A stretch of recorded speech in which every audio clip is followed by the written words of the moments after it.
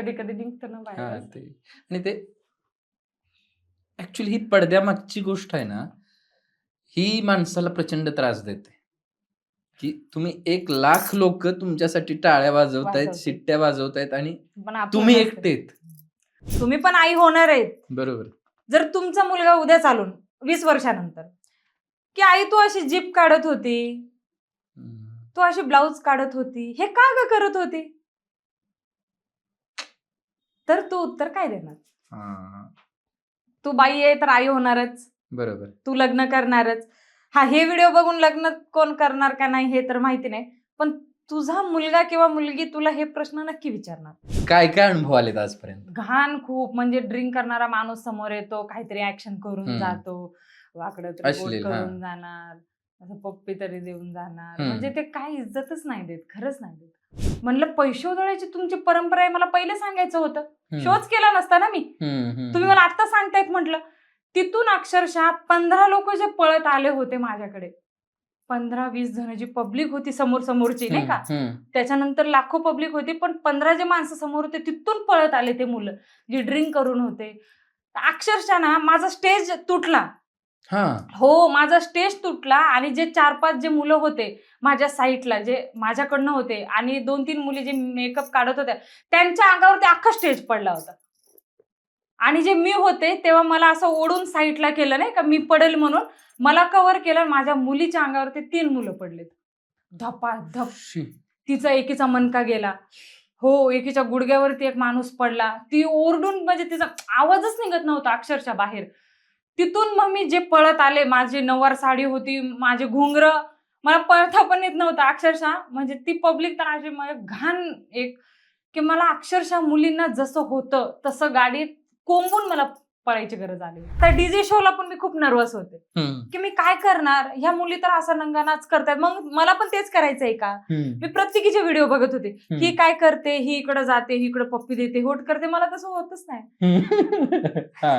मग सिरियसलीच होत नाही हे. म्हणजे हे तसे कपडे काढून हे करणं, म्हणजे मी हायटेड आहे, ह्यांच्यासारखी बुटकी पटकी नाही, हायटेड आहे, ते मी पूर्णपणे स्क्रीनवर दिसते. हेच जर माझ्या आईने जर व्हिडिओ बघितला तर चपलीनं मार की तू हे करत काय होते, मग तुझ्यात आणि तिच्यात फरक काय राहिला.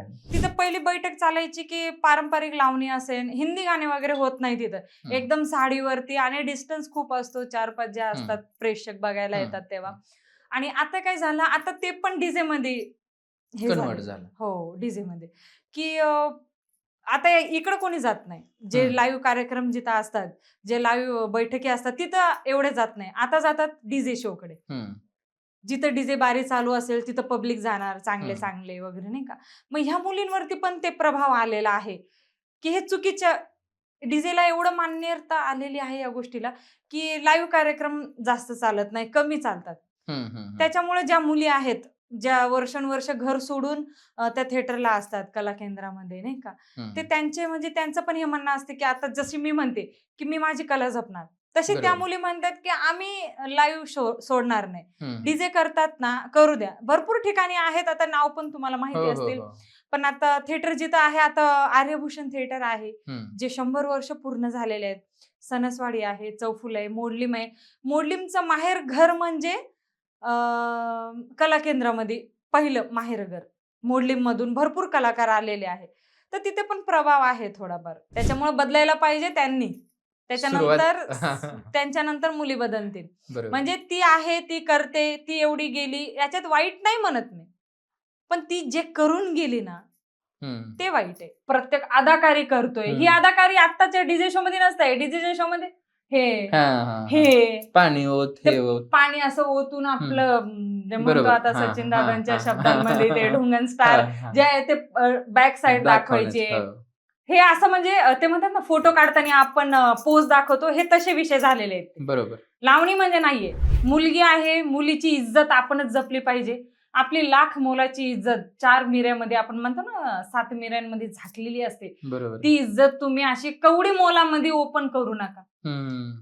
आपण आपल्या शरीरातून एक जीव निर्माण करतोय, बरोबर, हे आपलं कोट्याधीश आहे, हे आपण उगाच विकतोय 1.5 लाख 2 लाख. बाई पण आई पण सोपं नाही. हॉटेल दिल्याच्या नंतर आम्ही जेवत बसलोय, एक माणूस ड्रिंक केला, 15 माणसं त्याच्यासोबत, आम्ही 10 लेडीज, आणि माझे बाउन्सर माझ्यासोबत 2च असतात आणि पार्टीवाल्यांचे 10 असतात. तर माझ्यासोबत 2च बाउन्सर होते आणि त्याने वरतून आवाज करून बिस्लरी वरतून फेकली.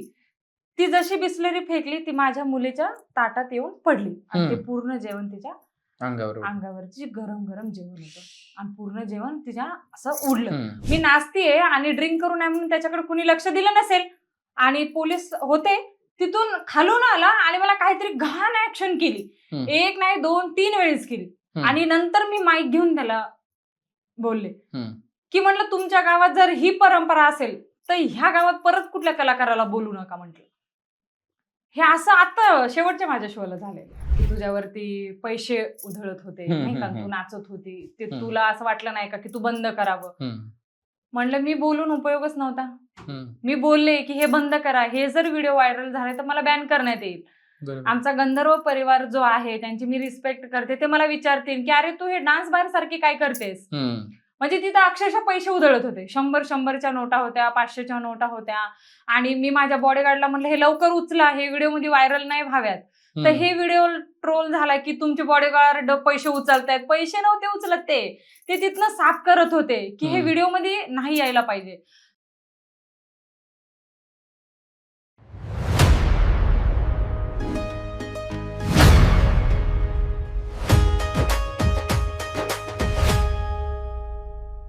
नमस्कार महाराष्ट्र. सॉलिट्यूड हॉलिडेज आणि नितीन धवने फिल्म्स प्रस्तुत जिगरी यार विथ RRRच्या आजच्या भागात आपल्याकडे एक असे गेस्ट आलेत की आपण आपल्या आयुष्यात कोणताही प्रॉब्लेम आला तर सरकारकडे विनंती करतो की आम्हाला याच्यावरती सोल्युशन द्या. पण आज ज्या आमच्याकडे सरकार आलेले आहेत त्या आपल्याला खरंच असं एक सोल्युशन देणार आहेत की जे आत्ता महाराष्ट्राला प्रचंड गरजेचं आहे. तर लावणी सम्राज्ञी, नृत्यांगना, सिने अभिनेत्री खुशीताई शिंदे, तुमचं मनापासून स्वागत. विशेष हार्डवर तुम्ही आलात आणि आज एकदम विशेष हार्ड गप्पा करणार आहेत तुमच्यासोबत.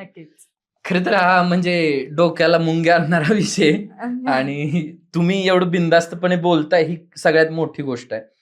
पण हे ज्यांनी नावं लावलेत त्याच्यामध्ये काय पाटील, आता पाटील बरंच ट्रेंडिंग नाव आलंय त्याच्यामध्ये आणि ते नाव लावण्याचा काय उद्देश आहे की त्यांचं ओरिजिनल नाव आहे पाटील.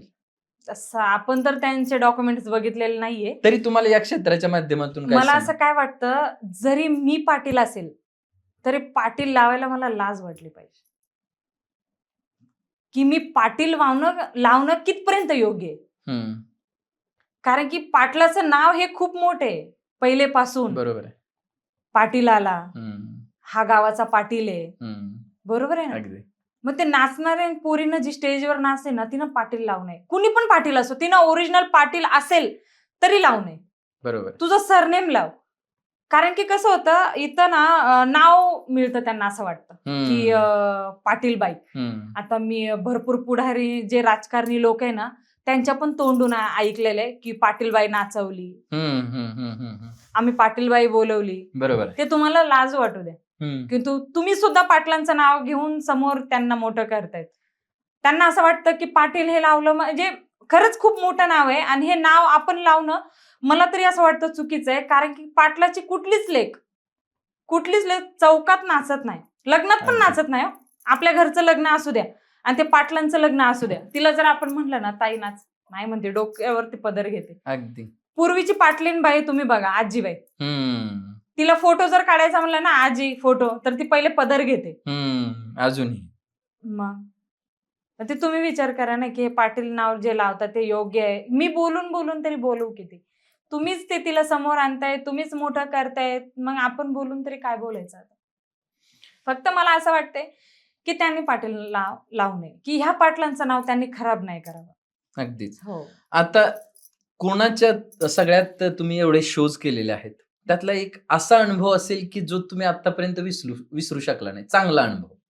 दोन्ही पण आहे, दोन्ही चांगलं पण आहे आणि वाईट पण आहे. जे मी नाव घेतलं तुम्हाला, योगेश सर देशमुख, त्यांचे मी एक वेळ शोला होते आणि शो यात्रेचा होता, पारंपरिक लावणीचा होता आणि आम्ही गावामध्ये एक शो करत होतो आणि माझं गाणं होतं नादखुळा. आणि त्याच्या पहिले मला एक कॉल आला घरून आणि सांगितलं की माझे मामा एक्सपायर झाले आणि म्हणजे मला वडील नाहीये लहान, मी वडिलांना बघितलेलंच नाहीये अच्छा. की माझे वडील कसे होते. सिरियसलीच खरंच मी माझ्या वडिलांना बघितलेलं नाहीये. ते खूप छान होते असं घरचे म्हणतात, पण मी त्यांना बघितलेलं नाहीये. मी 2 वर्षाचे असतानाच वडील एक्सपायर झाले. मम्मीनेच लहानाचं मोठे केलं, या क्षेत्रात आले आणि तेव्हा कॉल आला आणि त्याच मामाने मला लहानाचं मोठं केलेलं होतं, जे माझे वडीलच. आणि सांगितले की ते एक्सपायर झाले आणि सिरियस होते. कार्यक्रम चालू होते, त्याच्यामुळे मी घरी जाऊ शकले नाही. मला असं वाटलं चला आयसीयू मध्ये आपण घाण विचार तर करणार नाही ना की हे जाऊ शकतील असं तसं. तर फोन आला, मी गप्पच बसले की आता करू काय, कारण की त्या सरांना पण डान्सर नव्हत्या, 3-4 आम्ही डान्सर होतो आणि बॅक डान्सर होत्या. मी ते सोडून पण येऊ शकत नव्हते, कारण की ती एक जिम्मेदारी असते आपल्यावरती की आपण त्या स्टेजवरती जाणार आणि ती एक पैशाचा विषय नसतो, पण ती एक जिम्मेदारी असते. आणि मी सरांना सांगितलं की सर माझे मामा एक्सपायर झाले, रडत होते मी. मेकअप माझा खाली येत होता नाही का हळूहळू, आणि त्यावेळेस पावसाळ्याचा दिवस होता, हळूहळू पाऊस पण येत होता, तरी पण आम्ही डान्स करत होतो पावसामध्ये. आणि सर मला बोललेत की तू काय कर, पॅकअप कर आणि शांत बसून राहा, जसा शो झाला तसा आपण इथून निघू, कारण की शो होता बाहेर गावी, तिथून आम्हाला येता येत नव्हतं आणि एवढं काय नव्हतं 4 व्हीलर गाडी येईल किंवा ओला उबेर असेल तसं काय विषय नव्हता 2014 साली. आणि म्हटलं सर तुम्हाला पण डान्सर नाहीये. मी त्यांचा विषय म्हणले काही नाही आपण करू. म्हटलं सर नाही, मी घुंगरू बांधले, घुंगरू तर असं मी काढू शकत नाही, मी नाचते म्हटलं आणि मी नाचून झाल्याच्या नंतर पॅकअप करते, मला दुसरं गाणं तुम्ही देऊ नका. तर पावसामध्ये पाणी तर कळत नव्हतं, पण मी रडत ते गाणं करत होते. हो, मी रडत होते, ते गाणं करत होते किंवा पाठ हे करून अश्रू पण पुसत होते. आणि त्याच्यानंतर मला वन्स मोर काय ते देवाची म्हणतात ना, वन्स मोर हवायच तिचा वन्स मोर.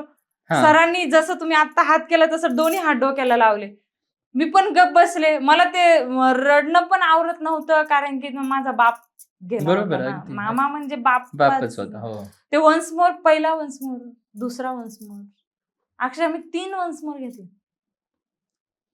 हो, म्हणजे ते माझ्यासाठी एवढा घाण एक अनुभव होता ना, खूप घाण अनुभव. ते वन्स मोर घेतल्याच्या नंतर मी जशी दमून आले तसे घुंगर पण मुलींनीच सोडले माझे, साडी पण मुलींनीच काढली, मला ड्रेस वगैरे घातले मी. मग त्याच्यानंतर रडत जे होते मी घरी गेले. दुसऱ्या दिवशी शो होता, माझी आई बोलली आता येऊन काय उपयोग तुझा, माती तर झाली नाही का, तुझा येऊन तरी उपयोग काय, येऊ नको म्हणली, तुझे शो आहे तुझे शो कर, आम्ही आहे इथं. म्हणजे घरच्यांनी मला की माझं इथून घर 550 किलोमीटर आहे, मी नांदेडवरून पुसतगाव आहे माझं, खेडगाव आहे. म्हणली नको येऊ का, कारण की 1200 रुपये ट्रॅव्हलिंगला जातात ना, तर तुझे एक पर डे तुझा जाईल नाही का, तर तू येऊ नको. 1200 2400 रुपये जातात. तर त्या पैशामुळे माझी आई, आजी, माझे मामा, मोठे मामा ते बोलले होते की येऊ नको तू, आम्ही आमचा हँडल करू. झालं आता गेले मामा, काय करशील. तेवढं मला दुसऱ्या दिवशी शो केला, तिसऱ्या दिवशी केला, सलग महिनाभर शो केला, पण मी मामाच्या 10व्याला पण जाऊ शकले नाही आणि 13व्याला म्हणतात ना कुठल्याच याला जाऊ शकले नाही. आणि आनंदी प्रसंग काय? आनंदी माझा अकलूज महोत्सव, जो मी आता 2024 साली जो केला, 25 साली. तर माझ्यावर एवढी मोठी जिम्मेदारी होती, कारण की तो शो खूप मोठा असतो, कार्यक्रम जो महोत्सव त्याला म्हणतात. प्रत्येक कलाकार तिथं असतो. कलाकार म्हणजे डीजेतले नसतात, ऑर्केस्ट्रामधले पहिल्या 2 दिवशी असतात, त्याच्यानंतरचा जो शेवट असतो ते कला केंद्रामधून प्रत्येक कलाकार असतो तिथं. आणि माझी सुरुवात म्हणजे तिथूनच आहे नाही का, त्याच पारंपरिक मधून आहे. तर ते मी मागच्या वेळेस 2025 साली जो तिथं लावणी महोत्सव केला, त्याच्यात मी 2रा क्रमांक आणला होता. जे कॉम्पिटिशन खूप होते आणि त्याच्यात माझा 2रा क्रमांक आला होता. ते माझ्यासाठी आनंदाचा क्षण आहे. लावणीचीच आहेत, मला आवड लावणीचीच आहे पहिलेपासून, तर तो माझा सगळ्यात मोठा आनंदाचा क्षण. तुमचं एक अल्बम सॉन्ग आलं होतं, काय होतं ते, आणि महाराष्ट्राने बरंच त्याला अप्रिशिएट पण केलं, डोक्यावर घेतलं होतं, तुला नजर लागेल. ते म्हणजे आपले मेघराज राजे भोसले, मेघराज भैयांनी म्हणजे मला सांगितलं की गाणं आहे, छान आहे, कर. कारण की ते म्हणतात ना की प्रसिद्धी, मुलीला प्रसिद्धीचे सॉंग्स या कुठले तरी काम मिळतात, आमच्यासारख्या मुलींना ते लगेच नाही मिळत. ठीक आहे, या काहीतरी विषय असतो हम्म. की ती मुलगी करायला तयार असेल तर ते गाणे मिळतात किंवा म्हणजे बरोबर. नाही मिळत. तर माझं कसं आहे, जे इज्जतीनं मिळतं ते द्या, जे इज्जतीच्या बाहेर असेल ते मला नाही मिळालं तरी चालेल, एवढी काही हम्म. भुकेली नाही मी प्रसिद्धीच्या मागे. तर ते गाणं मला भैयांनी मला सजेस्ट केलं किंवा मग इंद्रजित भैया जे हा, आहेत हा, नाही का, त्यांनी पण मला सांगितलं. तर तेव्हा मी ते गाणं केलं आणि त्याच्यात जो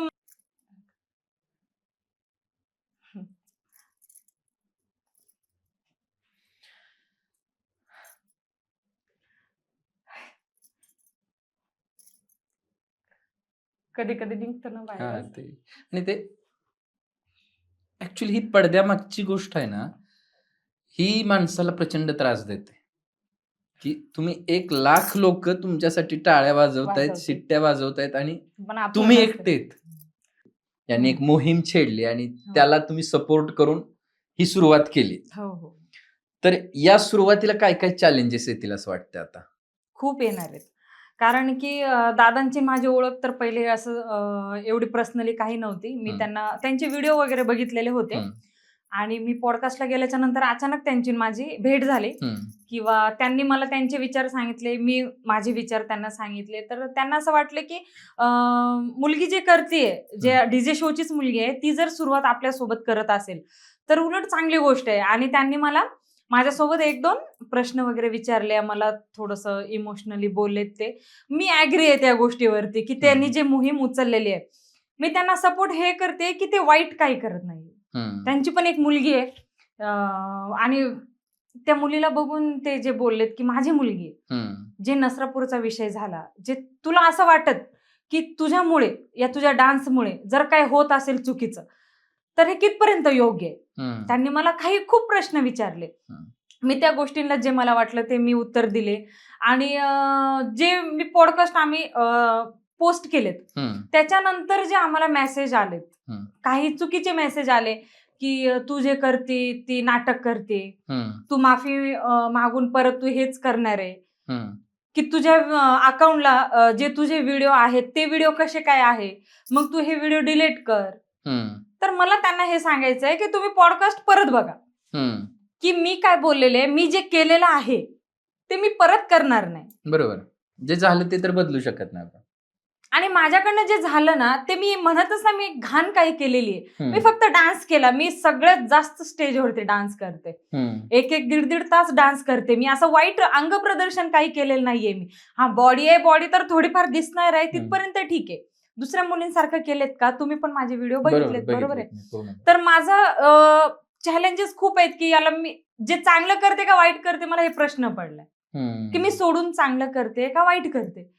तुम्ही मला प्रश्न पण विचारतायत, परत म्हणणार आहे की हे सोडणारच नाहीये. म्हणजे त्यांची इच्छा आहे की ह्यांनी सोडावं नाही, ह्यांनी वाढत जावं आणि आम्ही ह्यांच्यावरती प्रश्न उचलावे, म्हणजे हे मोठे व्हायला. सोडते यांच्यासाठी ही चांगली गोष्ट नाहीये. बरोबर. भरपूर चॅलेंजेस झाले. तुम्ही कमेंट्स बघा भरपूर की ही वाईट आहे. आणि सचिन दादाला तर एवढं म्हणजे आता त्यांना बोलावं ही तर त्या मुलींची खरंच लायकी नाहीये की सचिन दादांना बोलावं. कारण की ती जे करतात ते खूप छान करतात. त्यांचे बरेच ओळखी आहे. त्यांना कमेंट करणं, त्यांचं नाव घेऊन बोलणं, पहिले आपली लायकी बघावी, नंतर सचिन दादावरती प्रश्न करावेत असं मला वाटतं.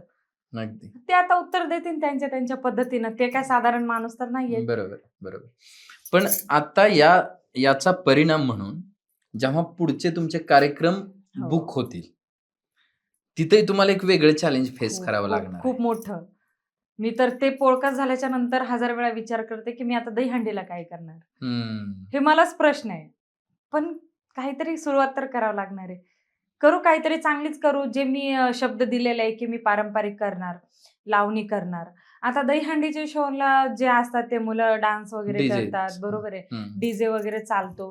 पण ठीक आहे, काहीतरी आहे माइंड मध्ये जे तुम्हाला बघायला भेटेल दहीहंडीमध्ये, की खरंच खुशीने सुरुवात केलेली आहे आणि ती तिच्या शब्दावरती ठामपणे आहे आणि करणार मी. जे म्हणजे बोलण्यापेक्षा तुम्ही बघावं असं वाटतं मला. तुमच्या सर्कल मधून कुणाचे विरोध झाले मी आता या मुद्द्याला धरून? तुमच्या सर्कल मध्ये, सर्कल इन द सेन्स बाकी डान्सर्स किंवा बाकी नृत्यांगना आहेत, डीजे शो करतात ते, हे भरपूर सगळेच विरोधात जाणार माझ्या.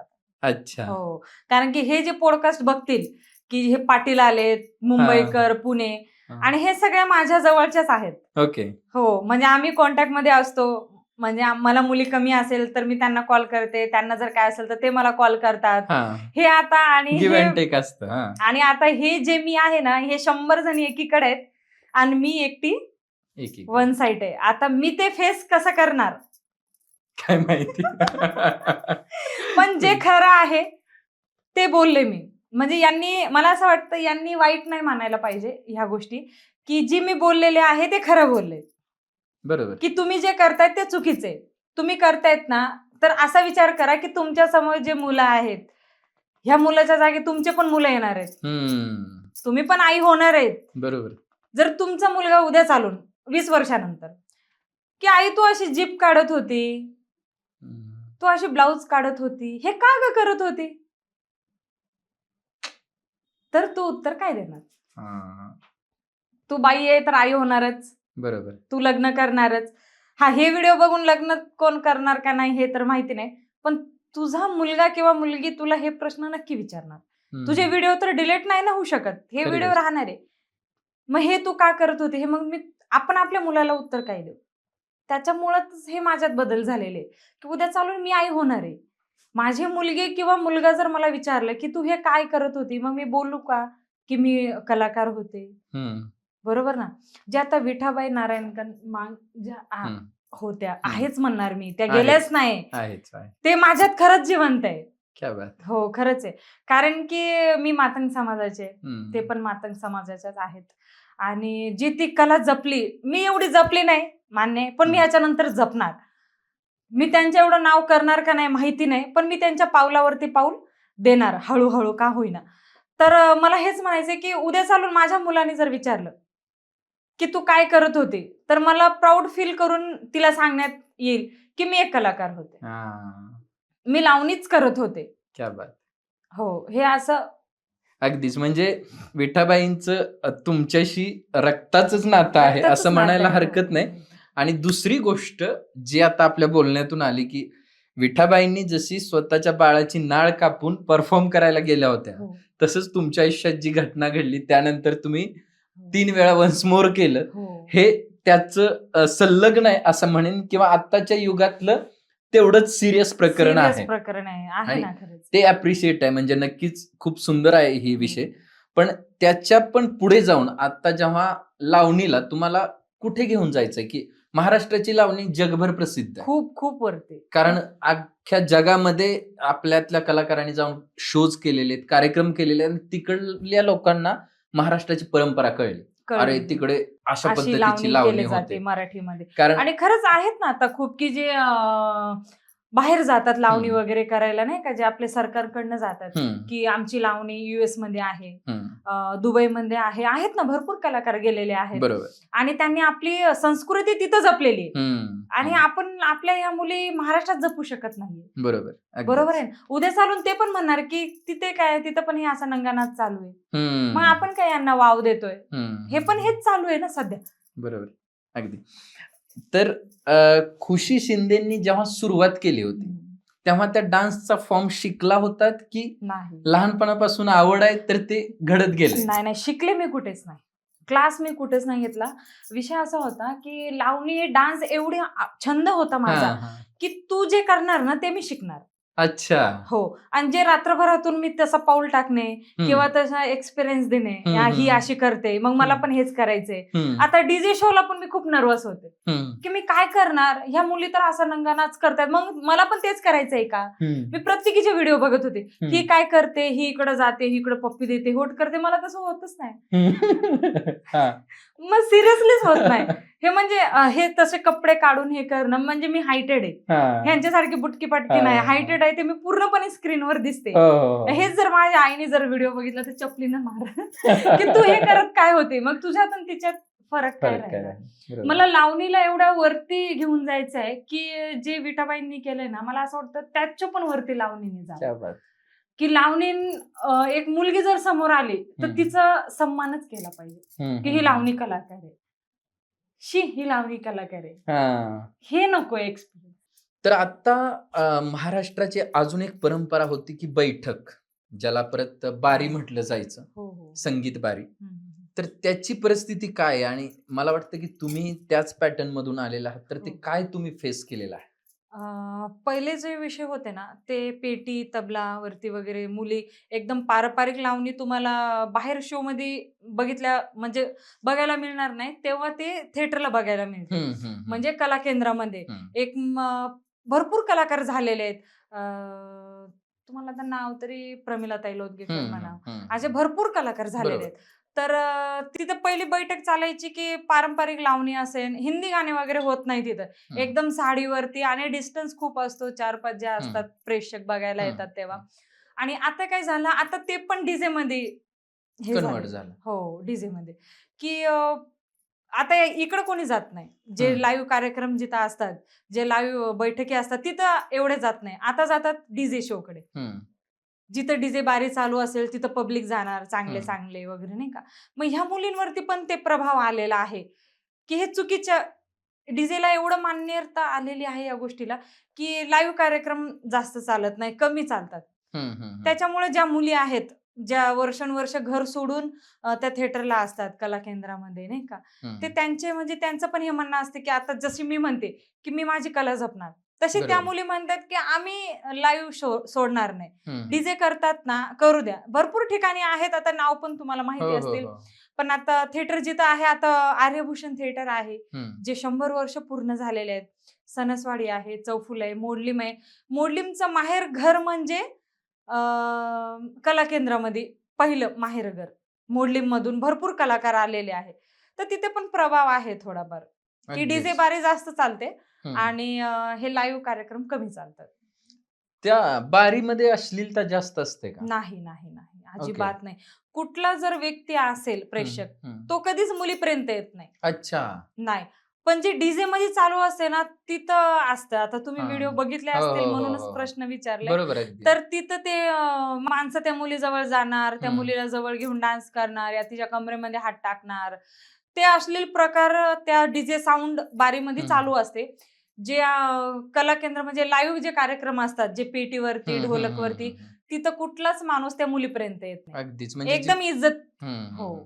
म्हणजे परंपरा आणि इज्जत ही हे एक त्याच्यामध्ये होतं अगोदर होतं. संगीत बारीमध्ये. संगीत बारीमध्ये आणि ते डीजे बारीमध्ये नाही होत. अगदीच. आता महाराष्ट्राचा एक नावाजलेला शो म्हणूयात आपण सगळ्यात टॉपचा म्हटलं तरी चालेल.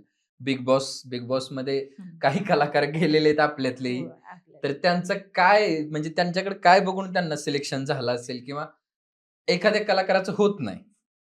तर का होत नाही? काय त्यांच्या माध्यमातून त्यांचं चॅनल मोठं करायचं असतं त्यांना, की आता हे पुण्यातली कलाकार आहे. हं, तिला आपण कॉन्ट्रोव्हर्सी हं. जे मिळतं, तेच बाकी काय.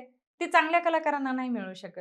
जी बरोबर. पारंपरिक लावणी करते, जी हं, पारंपरिक कलाकार आहे, तिच्यापेक्षा खूप छान-छान आहेत हं, दिसायला, हं. हाईटने सगळ्या गोष्टी आहेत ना, बरोबर. त्या मुलीला संधी नाही मिळू शकत ती. कारण की ते इज्जतीमध्ये जी आहे, तिला संध्या कमी आहेत. इज्जतवाल्यांचं क्षेत्र नाहीये नाहीये. आणि जे म्हणजे बेइज्जतीनं हं, चालतायत. तिला कलाचा क पण माहिती नाही, लावणीचा ल पण माहिती नाही. तिला त्या स्टेजवरती हं, हं, हं, हं. त्याच्यामुळे तर मग त्यांच्या मागचे हे आम्ही असे होतो ना. बरोबर. कारण की तिला बाबा एवढी संधी भेटली, मग आपल्याला पण भेटेल. हं, मग तिला रितेश सरांनी कॉल केला हं, हं, असेल या हं, त्यांच्या चॅनलवाल्यांनी कॉल केला असेल, की तुम्हाला बिग बॉसमध्ये यायचंय. हं, मग आपल्याला पण असा फोन येऊ शकतो. मग हं. आपण पण हिच्यासारखंच करावं. कॉन्ट्रोव्हर्सियल काहीतरी केलं पाहिजे. मग ते ह्यांच्यामुळेच होतात. हं, ते हं, म्हणजे हं. माझी पण चुकी नाहीये. तुम्ही तिला मोठं करतायत तर तिच्या मागे आम्ही पण असे जन्म घेऊच ना. हं, हं, हं. असे विषय आहेत ते. अगदीच. त्याच्यामुळे बदलायला पाहिजे त्यांनी. सुरुवात त्यांच्यानंतर मुली बदलतील. बरोबर. म्हणजे ती आहे, ती करते, ती एवढी गेली याच्यात वाईट नाही म्हणत मी. पण ती जे करून गेली ना, हं. ते वाईट आहे. की तिला आपण संधी देतो ना, तर आमच्यासारख्या मुलींना पण तिच्यासारखी करायची संधी. चांगल्यांना पण द्यायला धार्जिन पाहिजे, नाहीये. द्यायला पाहिजे. संधी द्यायला पाहिजे. चांगल्यांना नाहीये. अगदी, वाईटला भरपूर आहे. अगदी, हो. अगदी. अजून एखादी मनातली गोष्ट बोलायची राहिली असेल तर बोलू शकता. काही नाही फक्त एवढंच, की आहे त्यांना सपोर्ट केलं पाहिजे चांगल्यांना, चांगल्यांना समोर आणा. ज्या आहे कलाकार, लावणी कलाकारच नाही असे हिंदी डान्सर पण खूप आहे की ते समोर नाहीये. मुलं पण आहेत, मुलं पण आमच्या स्टेजला जे डान्स करतात ना त्यांना पण तुम्ही समोर घ्या, ते आमच्यापेक्षा डान्सर आहेत. बरोबर. जे माझ्या डान्सर मुलं आहेत ना 4 जण, रितेश वगैरे आहेत भरपूर, माझ्यासारखे नाव कुणी मुलगी घेत नाही की ही मुलगी चांगली आहे, ती मुलगी चांगली आहे. आजकाल स्वतःला मोठं व्हायचंय. बरोबर. मला माझ्या सोबत घेऊन मोठं व्हायचंय की माझ्यासोबत जे कलाकार आहेत ते पण मोठे होऊ द्या. जे खूप खरंच गरीब कलाकार आहे त्यांना मोठं केलं ना, त्या ह्यांच्यापेक्षा जास्त डान्सर आहेत. त्यांना समोर आणा, त्यांना पण संधी द्या 1-2 गोष्टींची, त्यांना पण थोडस पैसे द्या, काही गोष्टीत कॉन्ट्रोवर्सी द्या की ते आपण मोठे होऊ शकले पाहिजे. असं नाही की ह्या मुली फक्त शरीर दाखवतायत म्हणूनच ह्यांना मोठं केलं पाहिजे. हेच मनातला विषय. असं एवढं 1.5-2 तास तुम्ही कंटिन्यू परफॉर्म करता, एवढी एनर्जी कुठून येते?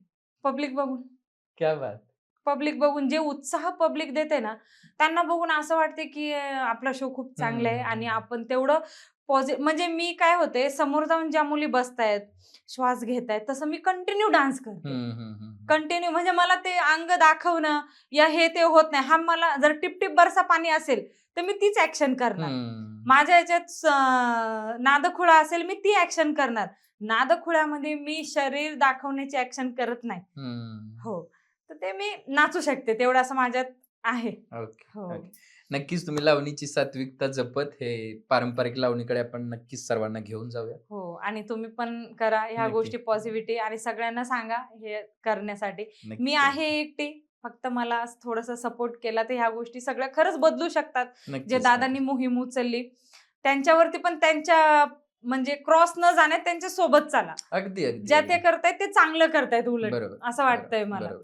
आता त्या मुद्द्यावरती आलोयच आपण की कलाकारांकडे आणि लावणी कलाकारांकडे बघण्याचा दृष्टिकोन खूप वेगळा असतो. मग तो आयोजक म्हणून जे आयोजन करतात अगदी अगोदरच्या काळापासून म्हणजे सुरेखा पुणेकरांपासून सगळ्यांचे अनुभव असे आहेत की तुम्ही ते ऍक्च्युअल फेस करत असता. म्हणजे उद्या मी तुमचा कार्यक्रम बुक करतोय तर माझ्याकडून तुम्हाला आलेले वेगवेगळे अनुभव असतील. तर काय अनुभव असतात ते? विषय काय होतो, लावणी पारंपरिक लावणी तुम्ही बघितलेलीच आहे. खूप लोकांनी आता महाराष्ट्र बघितलेले आणि डीजे शो पण तुम्ही बघितलेले. इथं फरक काय झाला, डीजे शो लावणीच्या वरती आलाय. डीजे शोला मान्यता खूप आहे, लावणीला कमी आहे. हे चुकीचं आहे, कारण की लावणीपासून तुम्ही मोठे आलेत. बरोबर. डीजे मध्ये लावणी होत नाही. फक्त तुम्ही साडी नेसू शकता. जे आपण पदर घेतो हे तुम्ही फक्त नावासाठी घेतलाय. या पदराचा मान तुम्हाला काही माहिती नाही. आपण वरती जे म्हणतो ना ताल वाजतो, जो असं बघा लावणी सुरू होतं, याचा अर्थ काय हे डीजे शोच्या मुलींना विचारा, कोणी नाही सांगू शकत. ह्याला काय म्हणतात, ह्याला ताल म्हणतात. हे किती वेळा वाजतो, हा 7 वेळा वाजतो. त्याच्यानंतर ती पदर काढते, ती काय दाखवते, ती थोबाड दाखवत नसते. ती फक्त ती अशी दाखवलेली आहे लावणी कलाकार आहे आणि ती वरती आलेली आहे, ती एक लावणी कलाकार जिवंत झालेली. हे ती तिचं स्वरूप दाखवते. ह्या मुली काय करतात, त्यांना असं वाटतं की आपण आपला चेहरा झाकतोय. हे चेहरा झाकत नसतो, ते लावणीचं एक रूप घेतलेलं आहे ते, आणि त्याच्यानंतर तिने ओपन झालेली आहे. आणि ते एक्सपिरियन्स जो म्हणतो ना आपण चेहऱ्यावरती एक्सप्रेस दाखवतोय, एक्सप्रेशन, आणि परत लावणी करतोय, प्रत्येक अदाकारी करतोय. ही अदाकारी आत्ताच्या डीजे शो मध्ये नसते. डीजे शो मध्ये हे पाणी असं ओतून आपलं जे म्हणतो आता सचिन दादांच्या शब्दांमध्ये ते ढोंगण स्टार जे आहे ते बॅक साइड दाखवायचे. हे असं म्हणजे ते म्हणतात ना फोटो काढताना आपण पोज दाखवतो, हे तसे विषय झालेले आहेत. बरोबर. लावणी म्हणजे नाहीये. त्याच्यामुळे लावणी खूप दिग्गज आहे आणि आपल्याच लोकांनी जपली पाहिजे. हे जे डीजे शो आहे तुम्ही करा, नाही म्हणत नाही, करा, मी पण करतेय, करा, पण त्याला काहीतरी नियम अटी द्या की तुम्ही हे असले चाळे करायचे नाही. प्रॉपर तुम्ही लावणी साडी घाला. डीजे वरती आपण साऊंड वरती पण लावणी करू शकतो. असं नाही की आपण तालवरती ह्याच्यावरती करू शकतो, असं नाही, करू शकतो. तेवढं तुम्ही आपण त्या पद्धतीनं करू. मी माझ्यापासून सुरुवात केली ना, तर माझ्या विरोधात नका जाऊ. बरोबर, सोबत चला, माझ्या सोबत या. मी म्हणत नाही तुम्ही माझ्या पुढे चला, मी तुमच्या मागे राहील. क्या बात. की मला असं नको की मी पुढे आहे आणि तुम्ही माझ्या मागे या. ज्या दुसऱ्या मुली, मी असं म्हणतच नाही. सिरियसली खरंच सांगते मी, स्वामी शपथ, की मी असं म्हणत नाही की मी पुढे जाते तुम्ही माझ्या मागे या. तुम्ही पुढे चला, मी तुमच्या मागे अजून स्टँड घेईल की आम्ही जे करतोय ते बरोबर करतोय. आम्ही वाईट नाही करत. काय मुलगी आहे, मुलीची इज्जत आपणच जपली पाहिजे. आपली लाख मोलाची इज्जत 4 मिऱ्यामध्ये आपण म्हणतो ना 7 मिऱ्यांमध्ये झाकलेली असते, बरोबर. ती इज्जत तुम्ही अशी कवडी मोलामध्ये ओपन करू नका. आपण आपल्या शरीरातून एक जीव निर्माण करतोय, बरोबर. हे आपलं कोट्याधीश आहे, हे आपण उगाच विकतोय 1.5 लाख 2 बाई लाख. पण आई पण सोपं नाही. मग चाललं ना आपलं, विकण्यातच चालू आहे ना. खरी गोष्ट. दोड म्हणतो ना आपण, हम्म, 2 हम्म, पैशामध्ये हम्म. इज्जत घातली ते, हम्म. असा विषय चालू आहे. अगदीच. पण आयोजक जे आयोजन करतात हो. तिथून तुम्हाला काही चांगले वाईट अनुभव आले का? मला चांगले आलेले आहेत. ओके. वाईट 2-3 असेल, पण ते त्यांची विचार करण्याचे दृष्टिकोन, की हे वाईट अनुभव. वाईट म्हणजे काय, की कसाही करा, शो आमचा चांगला करा. तुम्ही हे बोला ना, शो कसाही करायचा नाही. पारंपरिक लावण्या घ्या, हिंदी गाणे घ्या, शो हिट करा, हिंदी गाणे घ्या, पण ते डान्स करा. समोर येऊन मॉडेलिंग करू नका. आमच्या माया बहिणी बसलेल्या आहेत, त्यांना पण वाव वाटलं पाहिजे. आता माझा संसारला शो होता, संसार म्हणून माहितीये, त्यांना सगळ्यात जास्त शो माझा आवडला होता बायांना. सगळ्यात जास्त. तुम्ही माझ्या माघारे पण तुम्ही इंटरव्ह्यू घ्यायला जा, तिथं खरंच जा. तिथे जे महिला होत्या ना, त्या माझ्यासोबत एक मॉमेडियन मुलगी होती, तिने म्हणजे बुरका वगैरे पण घातलेला होता. ती माझ्यापाशी येऊन फोटो सेल्फी काढून गेली. प्लस ती तिचा चेहरा दाखवू शकत नव्हती, पण तिने तिच्या आयडीला टाकला, माझ्याकडे पण फोटो आहे. मी तिला विचारलं, म्हटलं तू चेहरा पण नाही दाखवणार आणि सेल्फी? तर म्हणली पहिल्यांदा अशी कलाकार बघितली की ती डीजे शोला एकदम व्यवस्थित नाचली. हो, म्हणजे असं अंग प्रदर्शन करून नाही नाचली. तर मी कधी कुणाचा सेल्फी घेतला नाही, पण तुझा घेतला. आणि प्रत्येक बायांची गर्दी माझ्या आजूबाजूला होती. तेव्हा मला कळलं की खरंच जी पारंपरिकला इज्जत आहे ती डीजे शोला नाही. अगदीच.